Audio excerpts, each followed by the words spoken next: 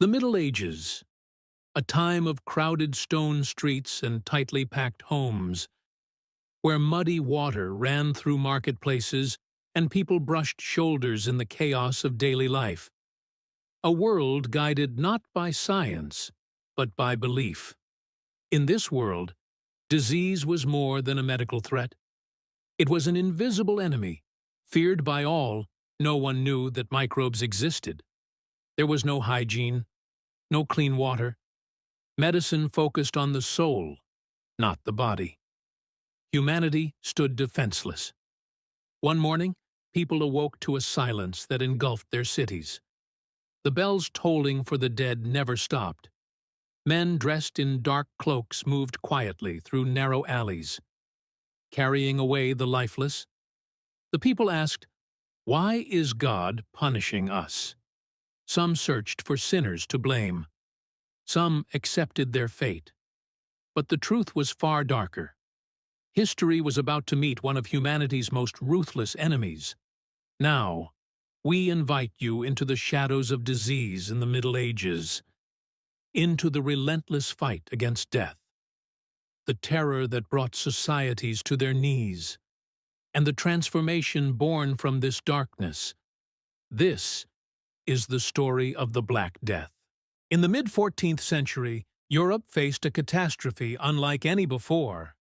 A disease spread faster than armies, crossing seas and borders, leaving no town untouched.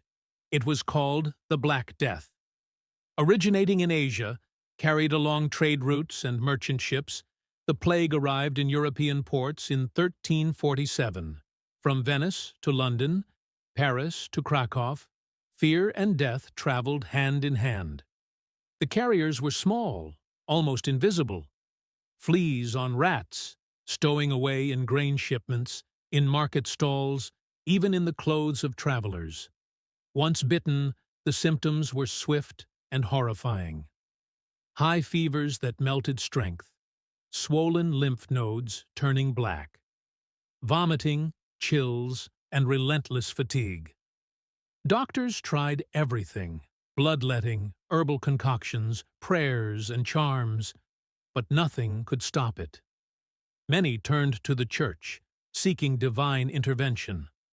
Some blamed neighbors, minorities, or even entire communities, accusing them of witchcraft or poisoning wells. Sound of a marketplace with distant cries and coughs. Entire villages emptied in days. Farmers left their fields. Families abandoned homes. Streets became silent, except for the cries of the sick and dying bodies piled in hastily dug mass graves. In London alone, it is said that tens of thousands perished in months. The plague did not discriminate, rich or poor, noble or peasant. Everyone was at risk, yet its consequences went beyond death. With the population decimated, labor became scarce, wages rose, and the feudal system began to tremble. Society itself was shaken to its core. Imagine a family in 1348 London. A father wakes to find his children coughing, feverish. The mother tries to comfort them, but she too succumbs within days. The streets are crowded with the desperate, and no help is coming. Fear becomes the only companion. But even in this darkness, human resilience shines. Some communities established quarantines, isolating the sick. Some doctors risked their lives, tending to patients with nothing but prayer and rudimentary remedies. The Black Death would claim nearly 1/3 of Europe's population, forever changing the continent's social, economic, and cultural fabric. Music swells, fading into silence. It was a plague of unimaginable horror, a reminder of nature's power over mankind, and the beginning of a long journey toward understanding disease, medicine, and the fragility of human life. Leprosy, also called Hansen's disease, haunted Europe long before the Black Death. It was a visible mark of suffering, and society feared it above all Those afflicted were called the walking dead. Their skin was marked with sores, their fingers and toes sometimes withered. They were shunned, hidden away, and often confined to leper colonies. Religion shaped the response. Many believed leprosy was a punishment from God. Communities built walls between the sick and healthy. Families were torn apart. Children were abandoned. The afflicted were forced to wear bells or special clothing to announce their presence. Despite fear and isolation, some lepers found sanctuary in monasteries or hospices. Here, care was provided, however limited. Even though science could not cure them, small acts of compassion persisted. For the majority, life was grim. Leprosy carried not only pain, but shame. Social exclusion was as heavy a burden as the disease itself. The fear of contagion, combined with superstition, created a society that punished the innocent. Some towns went as far as to exile lepers outside city walls. Many died alone, their names forgotten. Leprosy teaches us how ignorance can shape human behavior. It shows the tragic consequences of fear. It also shows the deep human need for understanding and care, even in the darkest times. Smallpox was one of the most feared diseases of the Middle Ages. It could strike anyone. Rich or poor, noble or peasant, no one was safe. The virus left terrible scars on the skin. It caused fever, vomiting, and sometimes blindness. Many survivors carried lifelong marks. Smallpox shaped entire societies. Kings and rulers were not spared. Soldiers in armies often brought the disease with them. Entire communities suffered. Doctors struggled to treat it. They tried herbal remedies, ointments, and prayers. Sometimes smallpox victims were isolated in special wards. This was one of the earliest attempts at quarantine. In some places, a method called variolation was practiced. A tiny amount of the virus was introduced to healthy people.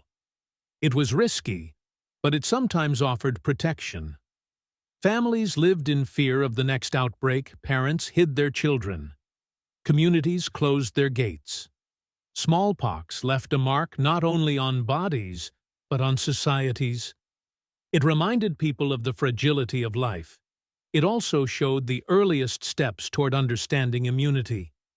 Even in fear, people tried to protect one another. They adapted, learned, and survived. Smallpox was a silent teacher. It forced humans to rethink medicine. Life in medieval cities was crowded and unsanitary. Filthy streets and contaminated water spread disease rapidly. Typhus, dysentery, and malaria were common killers. Typhus thrived in crowded conditions. Poor hygiene and lice infestations made it deadly.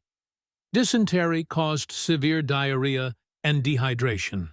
It spread quickly among soldiers and villagers alike. Malaria was more common in swampy areas. Mosquitoes carried the disease silently. Striking without warning, armies were especially vulnerable. During wars and crusades, thousands died not from battle, but from illness. Traders and travelers unintentionally spread these diseases. Markets, ports, and roads became highways for sickness. People tried many remedies. Herbs, potions, and religious prayers were common. But these diseases often outpaced human knowledge. Entire villages could be emptied within weeks. Families abandoned their homes. Fear and despair dominated daily life. Yet even in these dark times, humans adapted. Some towns improved sanitation. Some individuals isolated the sick. Small steps toward public health were born from necessity. Typhus, dysentery, and malaria remind us that environment, hygiene, and social structure can shape the course of human history. Even in the Middle Ages, survival demanded both caution and resilience. Medical knowledge in the Middle Ages was limited. Doctors relied on ancient texts, tradition, and religious guidance. Common treatments included bloodletting and using leeches. People believed in balancing the humors of the body. Herbs, potions, and rituals were also used. Some remedies were helpful, most were ineffective. Physicians wore strange masks with long beaks. These masks were filled with herbs, believed to protect against disease. They walked the streets like silent ghosts. Prayer and superstition guided much of the treatment. People trusted charms, amulets, and rituals to ward off illness. Despite their efforts, many doctors failed to save their patients. They faced fear, disease, and death daily. Yet there were signs of progress. Communities began isolating the sick. Quarantines were introduced in ports and towns. These were early steps toward modern medicine. The struggle against disease was relentless, but human determination persisted. Knowledge slowly grew, and practices improved over time. Medieval medicine shows the challenges of fighting invisible enemies. It also highlights the resilience of humans in the face of overwhelming fear. The plagues of the Middle Ages left a lasting mark on humanity. Entire populations were decimated, communities were broken and rebuilt. The Black Death, leprosy, smallpox, typhus, and malaria reshaped society. Labor shortages changed the economy. Feudal systems weakened. Survivors adapted to a new world. People began to rethink medicine and hygiene. Quarantines, isolation, and early public health measures emerged. Knowledge grew slowly but steadily. Science and observation began to replace superstition and fear. The suffering also inspired art, literature, and philosophy. It forced humans to confront mortality and the value of life. From these dark times, lessons were learned. Humanity discovered resilience, compassion, and the importance of knowledge. The Middle Ages remind us that even in the face of invisible enemies, humans can adapt, survive, and transform. History teaches us that from darkness comes growth, and from fear comes understanding.